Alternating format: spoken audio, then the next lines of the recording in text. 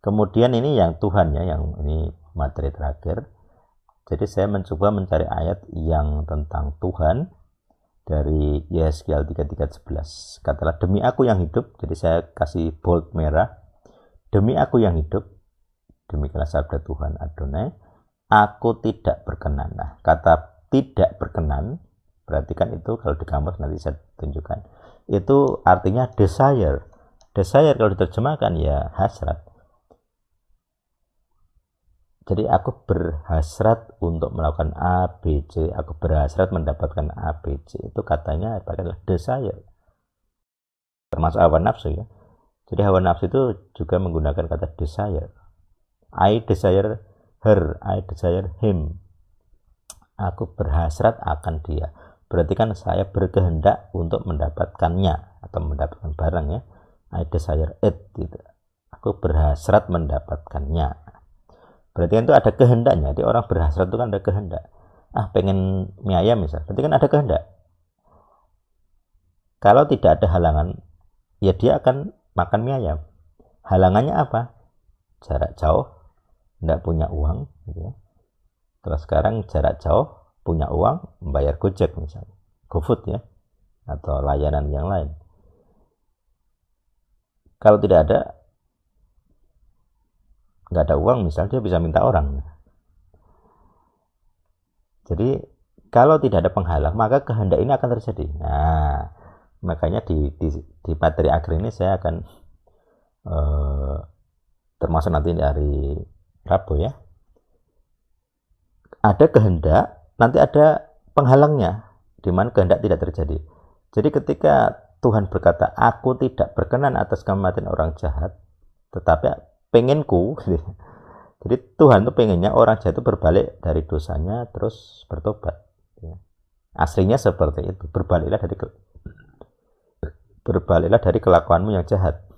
Itu Tuhan, itu kehendak Tuhan. Tapi kan ada penghalangnya. Apa yang menghalangi orang berbalik dari kejahatan? Nah, seperti itu. Misalnya kita buka dulu biar ada bukti ya dari Yesaya 33. Oke, kita lihat di Yesaya 33:11. Amor alehem. Jadi siapa yang berkata? Ya. Ternyata Tuhan ya. Jadi Tuhan ini menyuruh Yesaya berkata, Tuhan menyuruh Yesaya berkata kepada bangsa Israel gitu ya.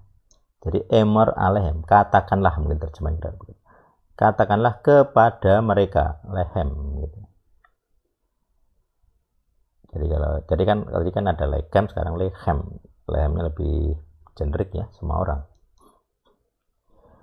Ani, neum itu berkata sebenarnya. Jadi di Ibrani selain emor, selain amar, 5:9 ada kata berkata yang menggunakan kata neum. Nah, di terjemahan Al-Sadik saya bedakan antara emor dan neum. Kalau nggak salah neum itu saya terjemahkan berujar atau gimana, untuk membedakan biar tidak menggunakan kata berkata. Jadi biar ada perbedaan antara emor dan neum. Jadi ani neum, aku berkata gitu ya. Siapa yang berkata? Nah, subjeknya di belakang. Jadi di Ibrani seperti itu gramarnya. Verb dulu baru subjek. Adonai, nah di sini menggunakan Adonai Yehuwah. Nah, ini LAI bingung ini nulisannya. Coba terjemahan LAI apa di sini? Yesaya 33 ya. Nah, cek LAI.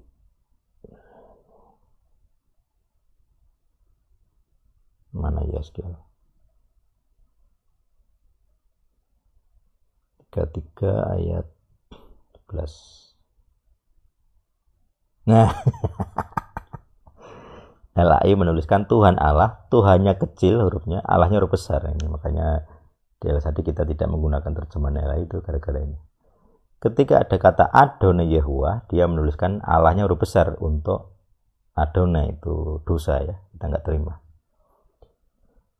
Jadi dia bingung karena selama ini kata Adonai selalu diterjemahkan Tuhan.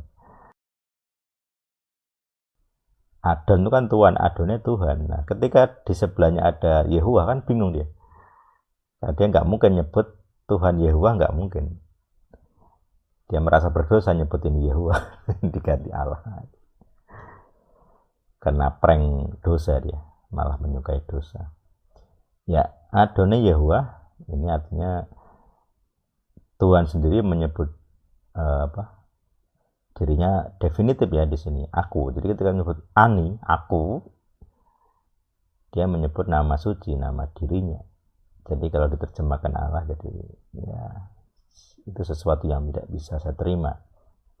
Kemudian kata desire tadi, epos, walaupun tidak sama dengan bahar, tapi dia menunjukkan kata delight, gitu ya.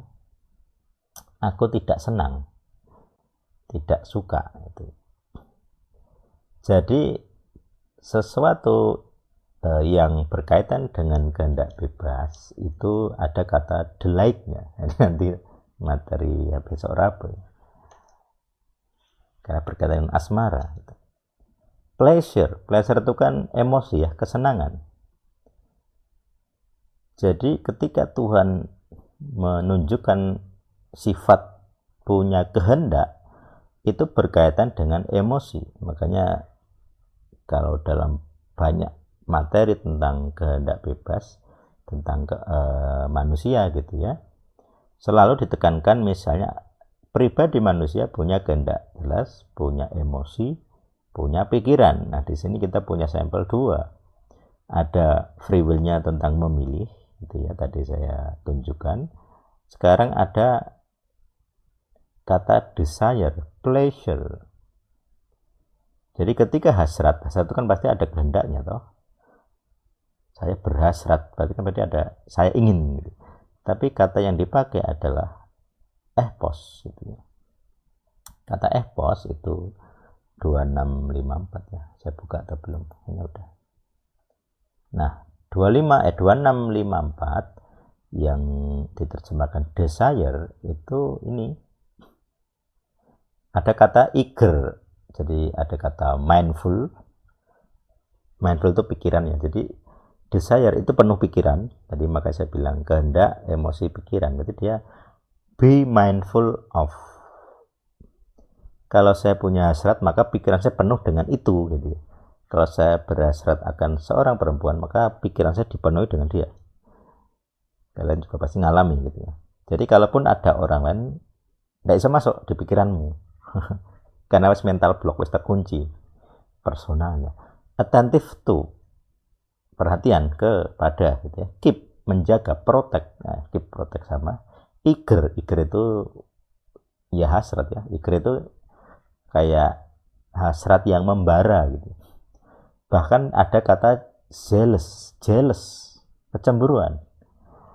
Kenapa kecemburuan? Karena kecemburuan itu kan sebenarnya menjaga, keep dan protect, itu makna dari jealous, cemburu. Ada kata anger di situ, marah. Kenapa marah? Jadi kalau sesuatu terjadi di luar kehendakmu, di luar hasratmu, di luar desiremu, ya kamu pasti marah. Enrage, marah itu. Jadi enrage itu marah dalam level agak tinggi ya. Excite attention, jadi perhatiannya penuh, excited dan sebagainya. Jadi itu makna keluarga kata dari kata hasrat, desire. Please, you are not pleased, tidak senang. Please, is pleased. Nah, jadi kata senangnya muncul dari delight, please, does not desire. Jadi kata desire itu terjemahannya adalah please, senang. Saya senang dengan ini. I have to, aku harus. Nah, di sini diterjemahkan aku harus. I have no delight. Gitu ya. Jadi I have no delight. Jadi ada apa ya? Firm gitu, sesuatu yang firm. Kemudian favor. Favor itu kan kayak kesukaan ya. Dan sebagainya. Kalau itu di kamus exhaustive concordance-nya to be pleased with desire. Jadi pleased with, ada kata-kata please. Please ini kan senang hati ya. Ada kata senang. Jadi kalau kehendak bebas itu selalu berkaitan dengan pikiran, be mindful of tadi di atas ya. Kemudian ada kata pleasure, ini berarti dia punya emosi. Jadi kehendak manusia dengan pikirannya, dengan emosinya 3 ya, itu selalu nyambung. Kalau saya melakukan sesuatu yang tidak saya kehendaki, saya pasti stres pemikirannya, emosi saya tidak senang. Nah, seperti itu. Jadi ketika Tuhan menyuruh saya A, mengutus saya, aku wegah, aku tidak mau. Jadi kehendak saya tidak mau. Jelas, saya ngomong, saya nggak mau. Tapi pikiran saya ngerti gitu ya. Saya nggak mau itu karena apa? Karena resiko yang harus saya tanggung, beban yang harus saya tanggung. Emosi saya juga tidak senang. Dan ternyata memang saya ngalami tidak senang. I have no pleasure.